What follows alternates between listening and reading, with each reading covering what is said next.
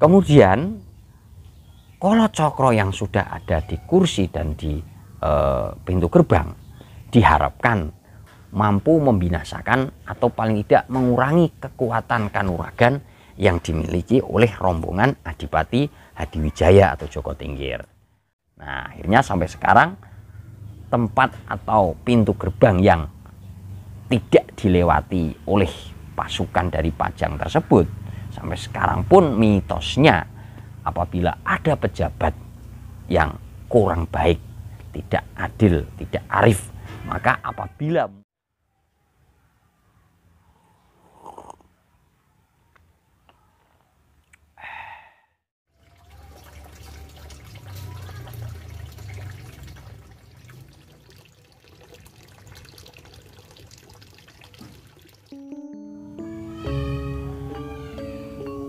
Assalamualaikum warahmatullahi wabarakatuh. Salam sejahtera untuk kita semua. Om Swastiastu, Namo Buddhaya, salam kebajikan. Salam Rahayu Nusantara bagi Anda semua, para penggemar Cah Bejo YouTube channel, para sahabat, para Ndoro dimanapun Anda berada yang tetap setia bersama kami untuk melestarikan tradisi, kebudayaan, sejarah, dan adat istiadat Nusantara. Pemirsa dimanapun Anda berada, pada kesempatan kali ini sore seperti biasa menjelang senja, kita duduk, kita bercengkrama, santai, membahas seputar burung kesayangan kita, yaitu burung perkutut. Berbincang ringan, namun semoga dapat memberi manfaat bagi kita semua. Para Ndoro dimanapun Anda berada, Cah Bejo YouTube channel insya Allah akan berusaha untuk membahas burung perkutut dari berbagai aspek sudut pandang. Bukan hanya dari segi cara pemeliharaan, bagaimana cara merawat dan sebagainya. Namun tentunya karena kami konsen di bidang sejarah, budaya, dan adat istiadat Nusantara, maka dari sudut itu pula kami akan membahas burung perkutut. Langsung saja kita akan membahas pada kesempatan kali ini tentang masih seputar katuranggan burung perkutut. Selengkapnya adalah burung perkutut berkaturanggan kolo cokro. Simak pembahasannya. Sahabat para Ndoro dimanapun Anda berada, jika kita mempelajari tentang ilmu katuranggan atau berita informasi tentang ciri fisik pada burung perkutut, salah satunya adalah kolo cokro. Kolo cokro apabila dilihat dari asal bahasa atau asal ungkapan kata adalah contoh bahasa Jawa lama atau bahasa Jawa kuno cenderung menuju ke Sangsekerta, di mana perkembangan tulisan dan kalimat ini adalah pada masa Hindu-Buddha sejarah terbentuknya Nusantara. Sahabat para Ndoro dimanapun Anda berada, kolo cokro apabila dilihat dari segi bahasa adalah dua kata yang menjadi satu kalimat, yaitu kolo dan cokro. Apabila kolo itu oleh masyarakat Jawa lebih dikenal adalah sebuah kata yang identik dengan sesuatu yang membahayakan, sesuatu yang merugikan, atau sesuatu yang memberikan kabar tidak baik. Memberikan kolo artinya akan memberikan dampak buruk atau lebih cenderung ke hal-hal yang bersifat musibah. Sedangkan cokro adalah cakra. Ada yang mengatakan piringan, ada yang mengatakan lingkaran, atau istilahnya dalam bahasa Inggris adalah circle, sirkulasi atau perputaran. Nah, jika kita membahasnya di sana, maka kita kaitkan mengapa burung perkutut berkaturanggan tertentu yang tadi dimaksud adalah burung perkutut berkaturanggan kolo cokro. Jika dilihat dari ciri fisiknya, burung berkaturanggan kolo cokro adalah ditinjau dari bukan kaki, bukan sayap, bukan ekor, bukan kepala, bukan paruh, namun konsentrasinya adalah kita amati pada bulu bagian sekitar leher. Pada burung perkutut berkaturanggan kolocokro, pertumbuhan bulu pada daerah leher dan sekitarnya, nah biasanya ini memang ada di sekitar leher ke bawah, itu pertumbuhan bulunya itu tidak wajar.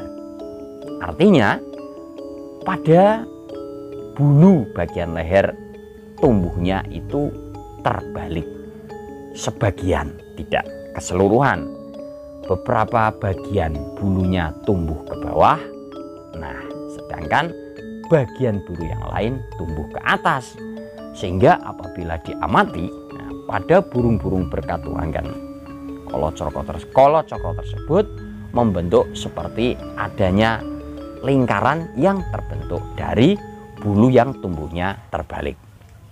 Nah, atas dasar itu para leluhur mengkategorikan burung perkutut yang bulunya pada bagian leher tumbuhnya terbalik, menggerombol, membentuk seperti sirkulasi lingkaran, nah, dikaitkan dengan cakra atau cokro. Loh, kenapa kok cokro atau cakra itu berbentuknya lingkaran?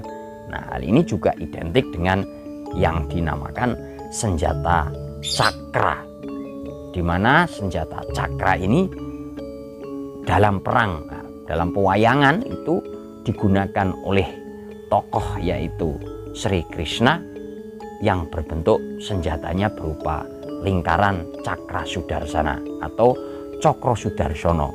Nah, lingkaran tersebut adalah menjadi senjata andalan yang memenangkan peperangan Bharatayuddha antara pihak Pandawa dengan pihak Kurawa. Kental sekali sejarahnya. Namun apakah hanya berhenti di situ saja ketika Cah Bejo YouTube channel memandang burung perkutut itu secara katuranggan, apakah hanya dilihat dari ciri fisik? Nah, kami berusaha untuk mencoba menggali lebih dalam lagi tentang mengapa harus disebut kolocokro. Lalu apa tuahnya? Apa sugesti positif filosofi di balik penamaan kolocokro pada burung perkutut berkaturanggan yang bulu bagian lehernya itu tumbuh terbalik? Nah, lebih luas, alhamdulillah kami yang hidup di lingkungan Kabupaten Kudus dan sekitarnya, khususnya yang berada di daerah lereng Pegunungan Muria, di sini berkembang, dapat dikatakan sebagai cerita rakyat ataupun bisa dikatakan sebagai sebuah legenda yang berkembang di masyarakat. Namun legenda tersebut juga turun-temurun, bahkan ditulis dalam sebuah babat tanah Jawa, yang dikatakan bahwa ada sebuah kisah yang ada keterkaitannya antara perkutut katuranggan kolocokro dengan kisah yang berkembang di masyarakat Kabupaten Kudus. Tepatnya jauh kurang lebih pada abad ke-16, kira-kira pertengahan abad ke-16 tahun 1530-an ke sana, ya, di mana kala itu di Kudus itu adalah sebuah kasunanan, sedangkan di Demak itu adalah sebuah Kasultanan Demak yang kala itu turun-temurun dari Sultan Fatah, kemudian menuju ke putra beliau yaitu Patiunus, kemudian menuju lagi ke digantikan oleh adiknya yaitu Sultan Trenggono. Nah, kemudian Sultan Trenggono ini memiliki juga sebenarnya memiliki 4 orang putra. Nah, salah satu putra beliau yang bernama Raden Bagus Mukmin yang kelak terkenal dengan sebutan Yai Prawoto atau Sunan Prawoto tersebut terlibat sebuah peristiwa dengan Kasunanan Kudus. Nah, dalam kisah yang dituturkan oleh turun-temurun warga masyarakat mengatakan bahwa entah itu peristiwa itu benar atau salah, namun nyatanya itu menjadi bahan perbincangan. Bahkan orang di sekitar lereng Muria mengenal jelas peristiwa itu. Peristiwanya apa? Ini ada kaitannya dengan kolocokro yang dimaksud. Bahwa suatu hari, suatu ketika kala itu adalah terjadi pembunuhan. Siapa yang dibunuh adalah beliau Sunan Prawoto, putra dari Sultan Trenggono, yang kala itu memang Sunan Prawoto sudah memimpin atau menggantikan ayahnya menjadi seorang sultan. Sunan Prawoto yang memang beliau itu adalah kegemarannya atau kesukaannya itu sebenarnya cenderung ingin menjadi seorang begawan atau seorang ahli bersemedi atau nyepi olah ilmu kebatinan, dan beliau lebih cenderung suka kepada ilmu agama, sehingga beliau memindahkan pusat pemerintahan dari Kerajaan Demak menuju ke daerah pegunungan di sekarang daerah Pati Selatan, tepatnya desa Prawoto sekarang ikut Kecamatan Sukolilo, Kabupaten Pati. Suatu saat terjadi tragedi pembunuhan yang katanya kala itu Sunan Prawoto dibunuh oleh saudara tirinya, yaitu ya bukan saudara tiri, malah beliau dibunuh oleh seorang utusan dari keponakannya sendiri, yaitu seorang utusan dari Adipati Jipang. Nah, Sunan Prawoto terbunuh, ketika meninggal wafat lah oleh adiknya yang bernama Ratu Kalinyamat, kemudian meminta pertanggungjawaban kepada Sunan Kudus kala itu. Mengapa demikian? Karena yang membunuh Sunan Prawoto adalah seorang utusan dari Adipati Jipang bernama Rangkut. Nah, Adipati Jipang kala itu adalah Arya Penangsang yang tak lain dan tak bukan adalah keponakan sendiri dari Sunan Prawoto. Nah, sedangkan kala itu Arya Penangsang adalah murid dari Sunan Kudus, dan Sunan Kudus adalah tokoh agama sekaligus juga tokoh politik yang kala itu memang pengaruhnya sangat kuat pada masa itu. Kemudian Ratu Kalinyamatan menuntut keadilan. Nah, di sisi lain Sunan Prawoto di sisi lain Arya Penangsang juga ingin mendapatkan pembelaan dari Sunan Kudus. Melihat yang demikian, Ratu Kalinyamat kemudian meminta bantuan kepada menantu dari Sultan Trenggono yang kala itu adalah Adipati Pajang, yaitu Hadi Wijaya atau yang lebih terkenal dengan sebutan Joko Tinggir. Pasti sudah paham kisahnya Parantoro. Nah, karena Ratu Kalinyamat meminta bantuan kepada Joko Tinggir, meminta keadilan, kemudian Sunan Kudus pun memutuskan untuk melakukan pertemuan atau melakukan sidang, gelar perkara, istilahnya kalau zaman sekarang, gelar perkara, melakukan pertemuan musyawarah di Kasunanan Kudus, yaitu di sekitar Masjid Agung Kudus, tepatnya Masjid Al-Quds ya, berarti bukan Masjid Agung Kudus saat ini, atau masjid yang tepatnya di Masjid Menara. Kisah selanjutnya yaitu akhirnya rombongan dari dari Adipati Pajang kala itu menuju ke Kudus. Kemudian Adipati Jipang juga menuju ke Kudus. Nah, sebelumnya itu oleh Sunan Kudus, sebenarnya karena Sunan Kudus ini dalam kisah, dalam cerita itu adalah membela kepada murid beliau yaitu Arya Penangsang.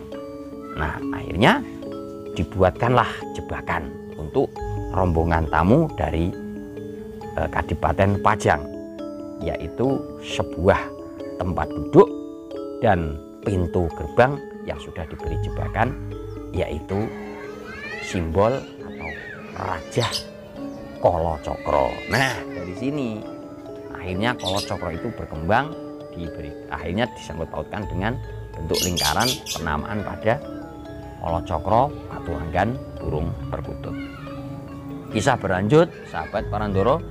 Kemudian Kolocokro yang sudah ada di kursi dan di pintu gerbang diharapkan mampu membinasakan atau paling tidak mengurangi kekuatan kanuragan yang dimiliki oleh rombongan Adipati Hadiwijaya atau Joko Tingkir. Namun pada kenyataannya peristiwanya tidak seperti yang diharapkan. Pasukan dan rombongan dari Adipati Pajang kala itu bukan orang sembarangan. Joko Tingkir atau Hadiwijaya ditemani dengan 3 orang. 3 orang ini adalah tokoh yang sangat memiliki supranatural, sangat tinggi. Orangnya sangat memiliki kemampuan baik kanuragan maupun ilmu batin yang sangat tinggi, yaitu Ki Ageng Pemanahan, Ki Penjawi, dan Ki Ageng Jurumertani. 3 orang ini adalah penasehat bagi Hadiwijaya. Mereka menyarankan agar pasukan Pajang jangan melewati pintu gerbang yang telah dipasang Raja Kolocokro tersebut. Nah, akhirnya sampai sekarang tempat atau pintu gerbang yang tidak dilewati oleh pasukan dari Pajang tersebut sampai sekarang pun mitosnya apabila ada pejabat yang kurang baik, tidak adil, tidak arif, maka apabila memasuki pintu gerbang tersebut akan berakibat bisa dalam waktu dekat turun tahta atau lengser dari kepemimpinan. Pokoknya bagi pejabat yang kurang jujur, yang tidak mengemban amanah rakyat, itu katanya apabila melewati pintu tersebut cepat atau lambat akan lengser dari jabatannya. Nah, jadi Kolocokro yang pertama itu dipasang pada pintu gerbang di dekat Masjid Menara Kudus tersebut, sampai sekarang pun masih dikeramatkan. Kemudian pada adegan atau peristiwa gagalnya pembunuhan Hadiwijaya di tempat yang telah disediakan tadi dalam musyawarah juga terjadi pada kursi yang telah disediakan. Bahkan kursi yang tadinya telah diberi Raja Kolocokro, yang tadinya mau digunakan untuk duduk Hadiwijaya, fungsinya untuk mengurangi kekuatan baik kanuragan maupun batin Joko Tingkir, malah diduduki sendiri oleh Arya Penangsang. Nah, akhirnya justru Arya Penangsang sendiri yang kehilangan ilmu kanuragan dan ilmu batin. Untuk mengembalikan ilmu yang dimiliki oleh Arya Penangsang, karena Arya Penangsang ini adalah tokoh adipati yang sangat kuat, gagah, berani, baik kanuragan maupun ilmu batinnya itu sangat mumpuni sekali. Nah, maka disarankan oleh Sunan Kudus kepada Arya Penangsang untuk berpuasa selama 40 hari. Nah, segitu hebatnya filosofi yang terkandung di dalam Raja Kolocokro tersebut. Akhirnya mirip-mirip dengan Katuranggan pada burung perkutut. Nah, itu yang kami gali, ada kemungkinan seperti itu. Nah, dalam peribuan burung perkutut dikatakan bahwa burung perkutut berkaturanggan Kolocokro itu apabila dimiliki oleh seseorang, maka biasanya si pemiliknya itu mampu memberikan kemampuan pengetahuan tentang pengobatan atau cara menyembuhkan orang sakit, entah itu secara medis ataupun secara non medis, atau juga mengurut atau bisa juga memijat. Itu katanya ada kecenderungan mudah menyembuhkan orang yang sakit. Namun tentu semua adalah biiznillah, atas izin dari Allah Subhanahu wa Ta'ala. Jadi kesimpulannya adalah burung perkutut berkaturanggan Kolocokro itu memiliki ciri mati, yaitu bulu pada bagian leher tumbuhnya terbalik, menggerombol, membentuk seperti bulatan atau seperti senjata cakra. Ada kaitannya juga dengan Kolocokro, yaitu raja yang ditempel oleh Sunan Kudus pada pintu gerbang dan tempat duduk yang akan digunakan pada pertemuan antara Joko Tingkir dan Adipati Arya Penangsang.